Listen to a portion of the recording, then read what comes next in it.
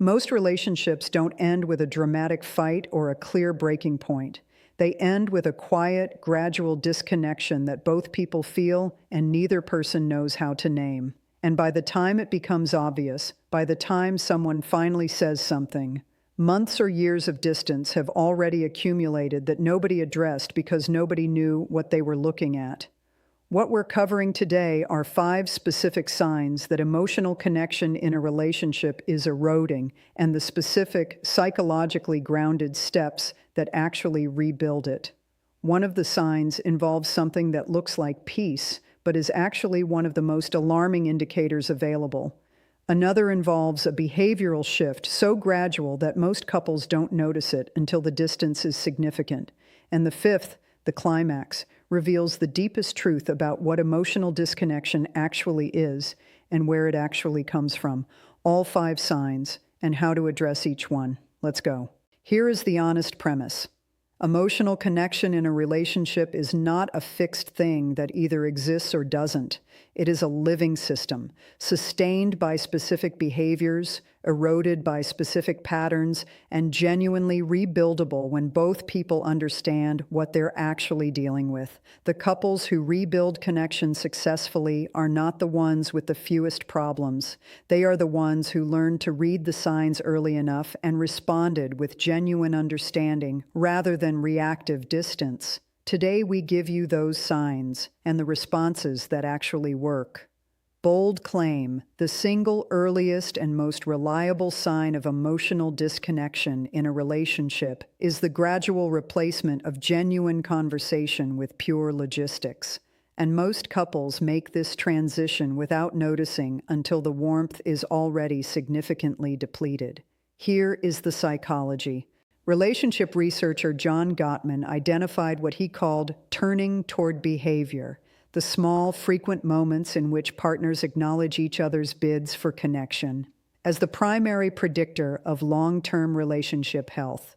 Couples who remained emotionally connected were making hundreds of these small acknowledgments daily.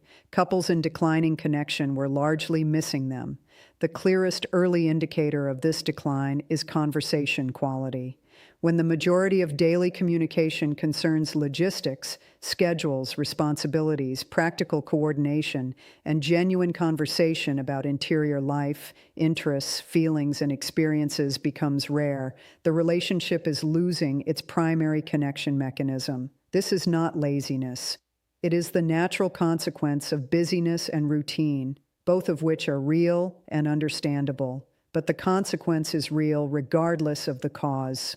Scenario: a man named David and his partner Laura had been together for 9 years. They communicated constantly about the kids' schedules, the household logistics, their respective professional obligations. They were in near constant contact, and they felt genuinely distant from each other. David described it to his therapist. "We talk all day, but I don't know what she's actually thinking about. I don't know what excited her this week. I don't know what's weighing on her. We coordinate. We don't connect." The volume of communication had masked the quality deficit for years. How to rebuild: introduce one genuine conversation daily that has no practical agenda, not "how was your day" as a logistical check-in. What's something you've been thinking about this week that you haven't said out loud yet? The specific question matters less than the genuine curiosity behind it. Bold claim: the gradual reduction of non-sexual physical affection, the touch that exists purely as expression of warmth rather than as prelude to something else, is one of the most reliable physical indicators of emotional disconnection in a relationship. The neuroscience here is direct. Non-sexual physical touch, holding hands, a hand on the shoulder, a genuinely held embrace, releases oxytocin in both partners. This is not a metaphor. Physical warmth produces a specific neurochemical that sustains emotional bonding. When it reduces, the bonding mechanism loses a primary input. Research on physical affection in long-term relationships shows that couples reporting high relationship satisfaction maintain significantly more non-sexual physical contact than couples reporting dissatisfaction. The causality runs in both directions. Emotional connection produces physical warmth, and physical warmth sustains emotional connection.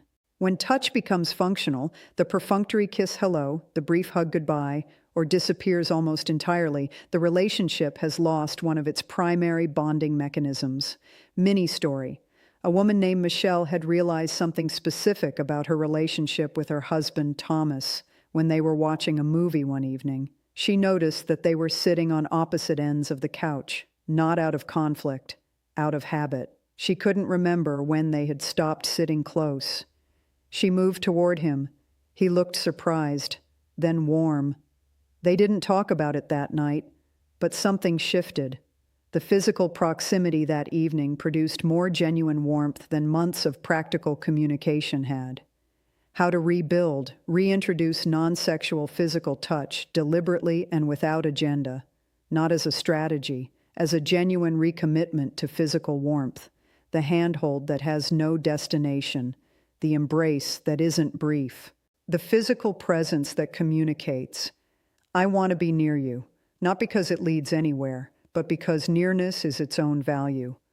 Bold claim, the death of genuine curiosity about your partner, the specific ongoing interest in who they are continuing to become, is one of the most significant indicators that emotional connection has substantially eroded. Here's the psychology.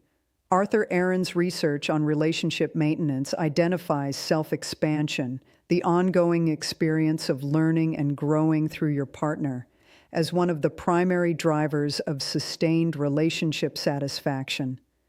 When couples continue to find each other genuinely interesting, when they are still curious about each other's inner lives, perspectives, and development, the relationship remains neurologically engaging. When curiosity disappears, when partners assume they fully know each other, when the questions stop, the relationship loses the specific quality that keeps it engaging rather than merely familiar.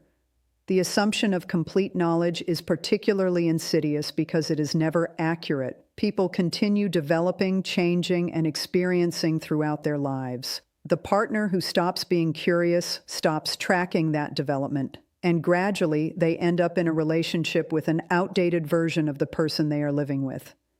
How to rebuild.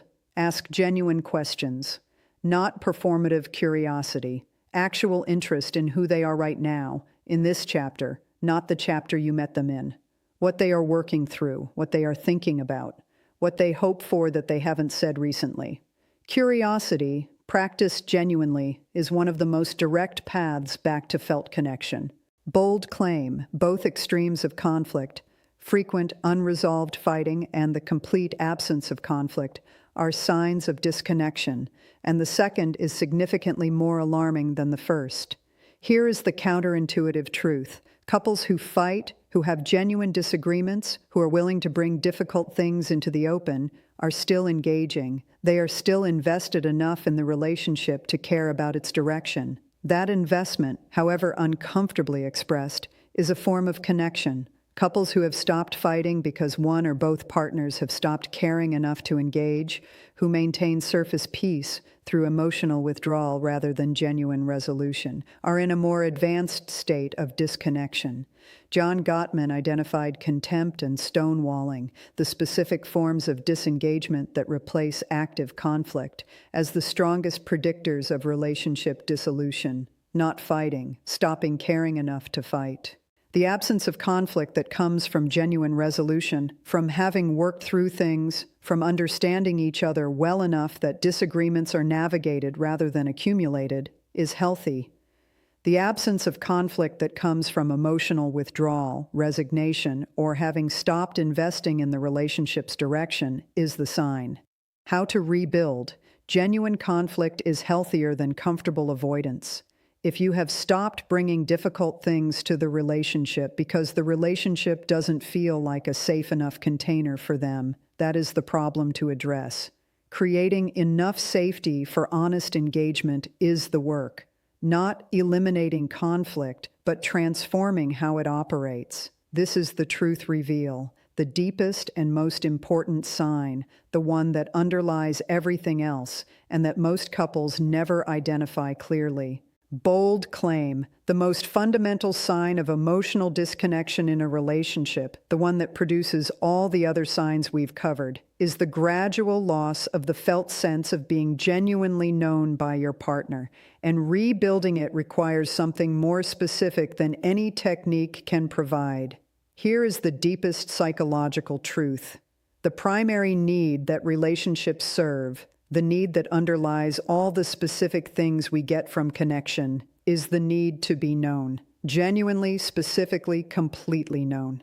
To have another person understand your interior life with real accuracy. To have the experience of being seen rather than just observed. When this fades, when the feeling of being known gives way to the feeling of being assumed, of being a role in your partner's life rather than a fully inhabited person they are genuinely engaged with, every other aspect of connection weakens. The warmth becomes harder to access. The physical affection feels less meaningful. The conversations feel less worth having because underneath all of it, the primary experience that the relationship was providing, the experience of being known, has faded. Mini story. A man named Alan had been with his partner Susan for 14 years. He described their relationship to his therapist with a specific kind of sadness. She knows me. She knows my history, my habits, my preferences. She knows what I'll order at any restaurant we go to. She knows what will make me laugh. He paused. But she doesn't know what I'm actually thinking about these days. She doesn't know what I'm afraid of in this chapter of my life. She doesn't know what I want that I haven't figured out how to say yet. She knows who I was. She doesn't know who I'm becoming.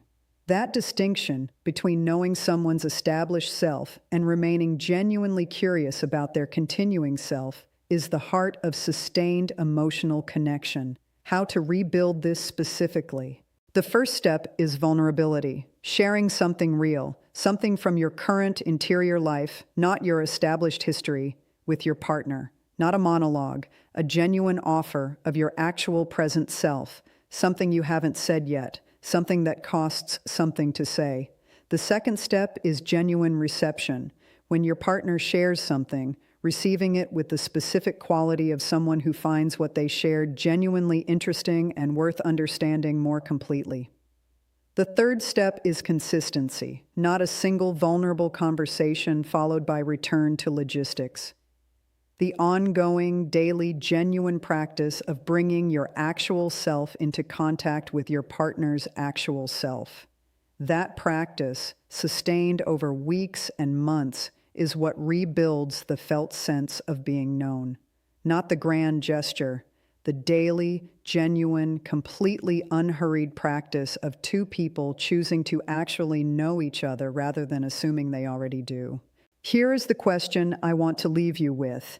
Of these 5 signs, transactional conversation, reduced physical warmth, lost curiosity, conflict extremes, and no longer feeling known, which one most accurately describes the current state of your relationship?